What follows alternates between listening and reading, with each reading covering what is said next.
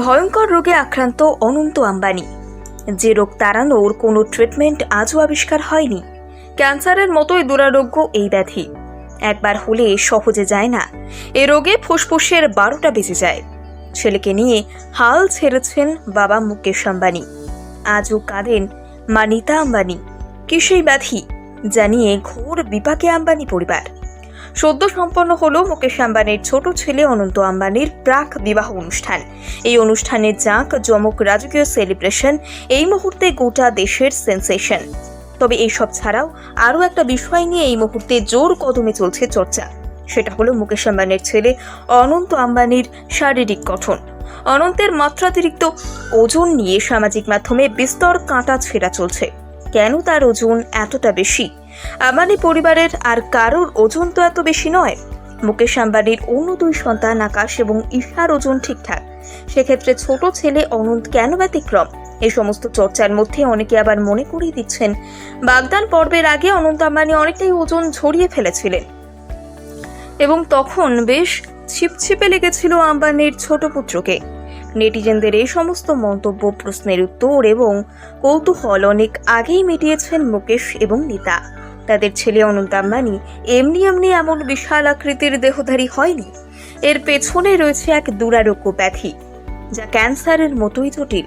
ছোট থেকে অনন্ত এই রোগে আক্রান্ত, আর এই রোগের কারণে অনন্তকে সাংঘাতিক কষ্ট পেতে হয়।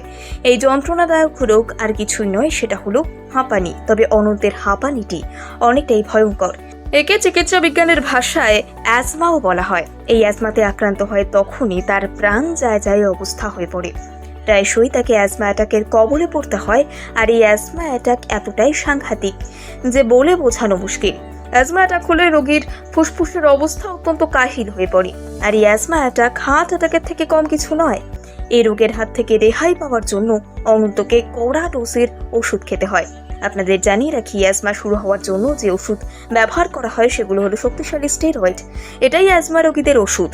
অনন্তকে এই ওষুধ সেবন করতে হয়। আর যে সমস্ত রোগী স্টেরয়েড গ্রহণ করে তাদের শরীরে নানান রকম পার্শ্ব প্রতিক্রিয়া দেখা যায়, যার মধ্যে একটি হলো দ্রুত ওজন বেড়ে যাওয়া। দীর্ঘদিন ধরে কড়া ডোজের স্টেরয়েড শরীরে প্রবেশ করলে চর্বি নেমে যায়, শরীর থলথলে মেদে ভরে যায়। রোগীর অবস্থা এমন হয় যে চলতে ফিরতে কষ্ট হয়ে পড়ে। স্বাভাবিক নিঃশ্বাস প্রশ্বাসে বাধা সৃষ্টি হয়।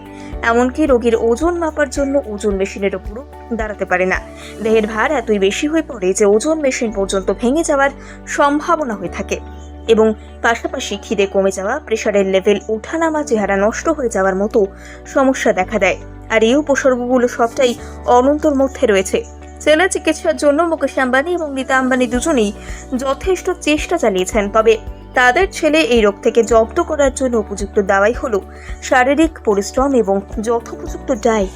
আর সেটা মেনে চলছেন অনন্ত আম্বানি। দুটির সাহায্যে অনন্ত নিজেকে এখনও চাঙ্গা রেখেছেন।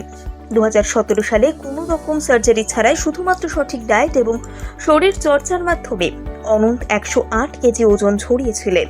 বর্তমানে তিনি যথেষ্ট সচেতনভাবে এই রোগের সঙ্গে মোকাবিলা করে চলেছেন। তিনি সুস্থ থাকুন, ভালো থাকুন, এটাই আমাদের সকলের প্রার্থনা।